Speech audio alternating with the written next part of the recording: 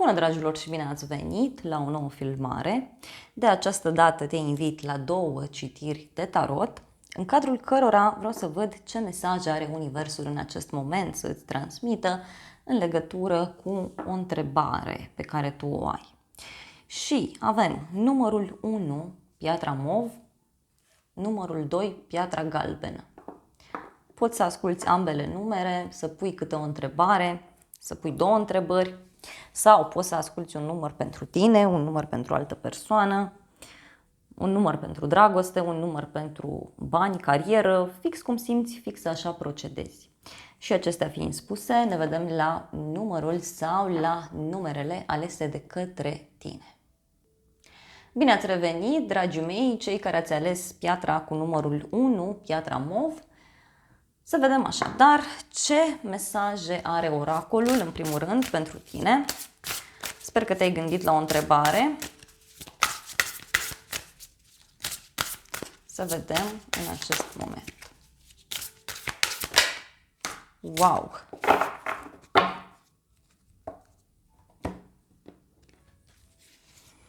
Și avem numărul 2, foarte puternic aici aspectat pentru tine. Foarte puternic, deci foarte multă emoție, poate ai foarte mari sentimente față de această persoană, ești într-o perioadă în care trăiești intens, o perioadă în care te bucuri de tot ceea ce este în jurul tău. Văd aici abundență, împlinire, mulțumire.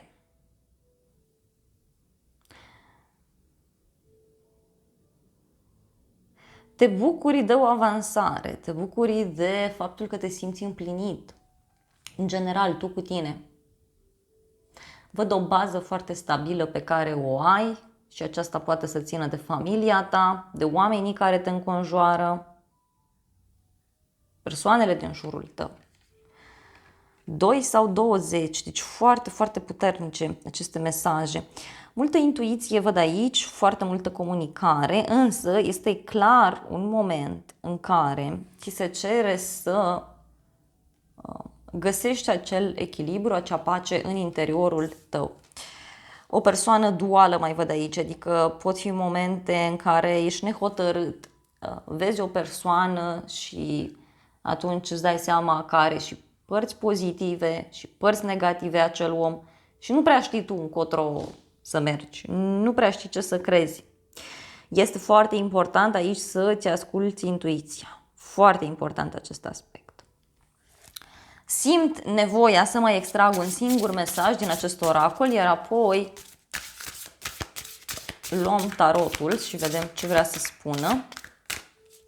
Încă un mesaj, sunt ghidată să extrag pentru tine, bonus. Wow! Este important scopul pe care tu îl ai, deci tu ai un scop măreț. Îți dorești ceva mare de la viața ta, îți dorești totul sau nimic, îți dorești să țintești undeva anume. Este important, ți se mai spune aici, să ai și un scop anume, pentru că aici mai simt și o energie a unei persoane care se poate împrăștia în mai multe direcții. În cadrul acestei relații, poate este bine să știți ce vă doriți. Da?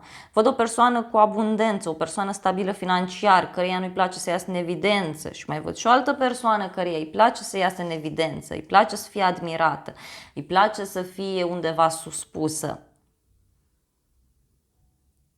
E nevoie să aveți un scop comun aici. Deci dacă este o problemă în relație, acesta este răspunsul. E nevoie de un scop comun în acest sens, în această relație.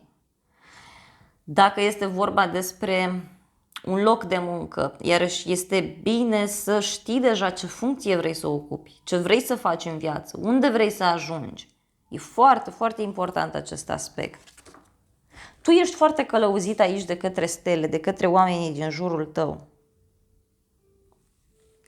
Uite, la bază este acest mesaj. Da? Fum și oglindă. Deci,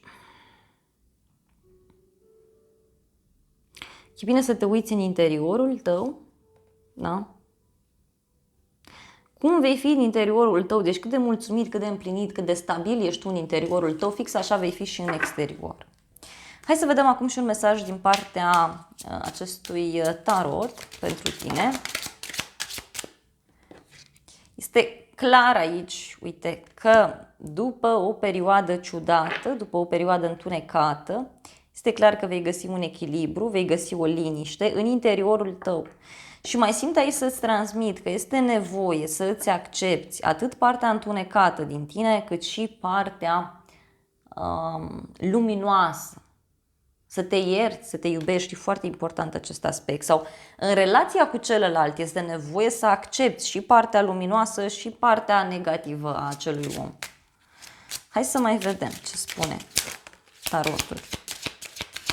Uite, văd o bucurie, un succes care apare pentru tine, dacă nu a apărut deja. Deci ți se cere să te mai și odihnești, să te relaxezi, să studiezi, să te bucuri de viață într-un mod diferit. Și uite ce avem aici. Văd multă pasiune într-un cuplu. Văd aici niște discuții puțin aprinse pe care le ai cu cineva sau, în alte cazuri, bineînțeles, este vorba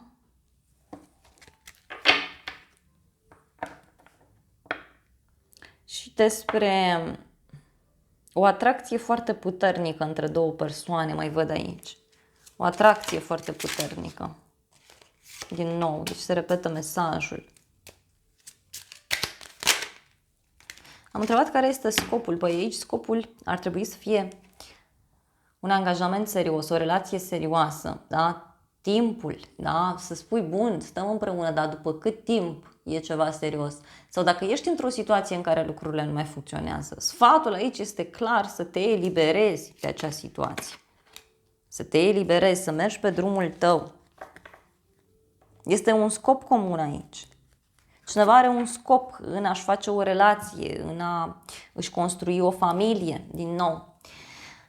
Dragilor, acestea au fost previziunile pentru cei de la numărul 1. Eu îți mulțumesc pentru atenție, te îmbrățișez cu mare drag, iar dacă ai rezonat cu mesajele, te invit să te abonezi, să apeși clopoțelul, apasă butonul de like, funcții gratuite pentru toți și așa, bineînțeles că mă poți ajuta. De asemenea, te invit cu drag și la un alt număr sau la o altă citire, dacă vrei să mai vizionezi și îți doresc să ai parte de o zi sau de o seară cât mai frumoasă. Bine ați revenit, dragii mei, cei care ați ales piatra cu numărul 2. Sper că te-ai gândit deja la o întrebare și să vedem ce mesaj are oracolul pentru tine în legătură cu situația la care tu te gândești sau la care te-ai gândit. Wow! Totul se pare că se sincronizează cumva în viața ta. Văd foarte multe discuții pe care le ai sau poate prin profesia ta este nevoie să vorbești mult. Poate ești o persoană care vorbește mult, care cântă sau o persoană căreia îi place să iasă în evidență. Ca și numere importante, avem numărul 2, 7, 9, 27.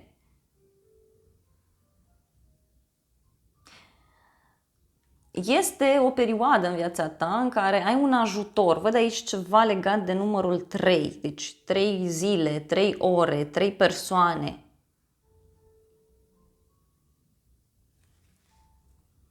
Tu ai niște idei absolut geniale, dar sunt foarte diferite. Vezi lumea diferit, vezi relațiile diferit, vezi oamenii din jurul tău într-un mod diferit. Pur și simplu ai o minte absolut genială. Relația asta poate să fie genială. Wow! Ok. Deci asta e clar o conexiune foarte puternică cu cineva anume. Este o conexiune pe care nimeni nu o poate rupe.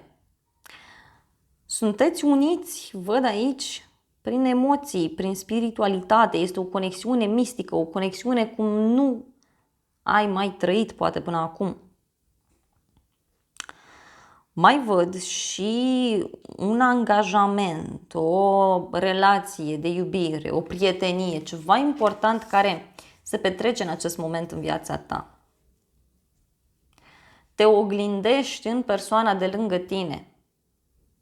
Persoana asta este exact ceea ce ești tu în interior. Voi nu știți aici încotro mergeți ca relație, dacă ești ai întrebat așa ceva. În schimb, vă admirați reciproc, vă respectați. Mai văd și o perioadă în care se hotărăște ceva foarte important în legătură cu o femeie. Aici răspunsul este că împreună cu cineva poți să fii mai puternic sau că ai nevoie de cineva care să te susțină, care să-ți fie alături într-un anumit context, bineînțeles. Exteriorul tău, să știi că în momentul de față, este exact reflexia interiorului tău. Altceva nu este. Deci depinde foarte mult de cum ești tu, de simfonia, deci de armonia din interiorul tău, pentru ca lucrurile să fie așa în exterior. Dacă e să discutăm despre o relație, văd aici că o conversație blândă, cu niște cuvinte dulci, pe un ton calm, ar putea să ajute foarte mult această situație. Și chiar, uite, văd că puteți să găsiți aici o soluție comună.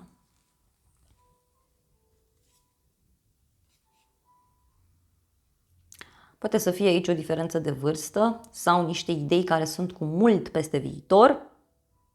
Unii e ca și cum vă simțiți ca fiind adolescenți din nou, da?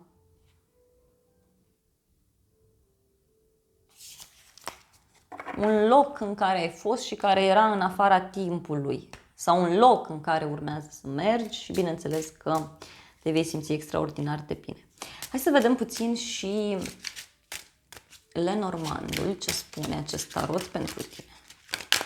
Wow, o femeie, văd aici, deci exact cum am intuit, o femeie are un rol foarte important în viața ta. Numerele importante, din nou, 2, 9, deci se repetă, 2, 9, 11, 29.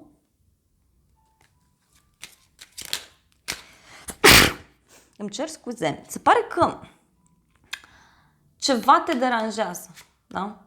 Și văd aici că vei spune lucrurilor pe nume, uite, niște discuții pe care le ai cu o femeie sau poate chiar tu ești persoana care inițiază aceste discuții, care inițiază aceste conversații, da? Pentru că, uite, vrei să știi care ți este direcția, vrei să știi încotro mergi, deja ai un scop, știi unde vrei să ajungi.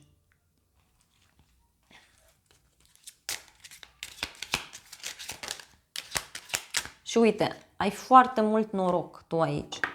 Da? Este un noroc foarte mare pe care îl ai legat de dragoste, de o relație, de iubire. Cineva care nu mai poate să aștepte pentru că există o foarte mare atracție.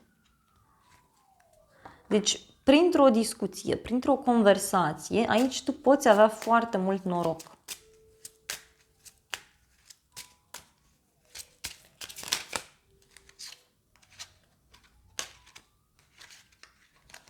Poate să fie o discuție puțin aprinsă, da? Dar în cadrul acestei discuții să știi că tu vei afla niște informații aici, văd clar, care îți vor lumina mintea și poate avea legătură cu un bărbat și cu o cumpănă prin care trece, cu o perioadă în care e nevoie să treacă peste o prăpastie, e nevoie să treacă printr-o situație dificilă. Văd două relații care au probleme aici în viața acestui bărbat. Da? Dacă ești bărbat, poate e vorba despre tine. Din nou este o energie feminină, așa cum am intuit de la început. Ai parte de o bucurie aici, poate ai colege de la muncă, da, care îți sunt alături. Văd inițiala C, inițiala M. Și uite, văd o soluție pe care o găsești. sau pe care poate ai găsit-o deja și care ține de a închide o perioadă ciudată, de a închide o perioadă în care nu te-ai simțit bine.